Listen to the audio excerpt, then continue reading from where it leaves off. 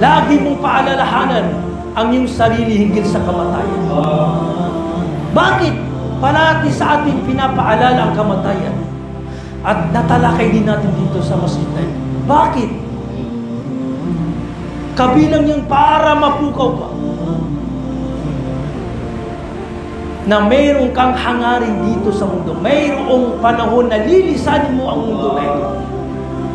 Lahat ng iyong tinatamasa, tinataglay, wala kang makakasama sa iyong libingan maliban sa ilang puting tela. Yun lamang ang iyong makakasama. Ang kaakibat mo ay yung mabuting gawa. Ang tutulong sa iyo, magiging attorney mo ay ang iyong mabuting gawa. Pinapaalala sa iyong kamatayan upang ikaw ay magtawba. Para lilisanin mo ang mundo na ito na ikaw ay dalisay mula sa iba't ibang uri ng mga kasalanan na marahil hanggang ngayon ay pasan-pasan mo pa rin. Lagi sa'yo pinapaalala ang kamatayan upang ikaw ay gumawa ng pagsamba, pagsasala, laging magtawba, maghanda. Yan ang tunay na matalinong Muslim. Alam niya kung paano niya pakikitunguhan ang mapanlinlang na mundo na ito. Sa mundo na ito.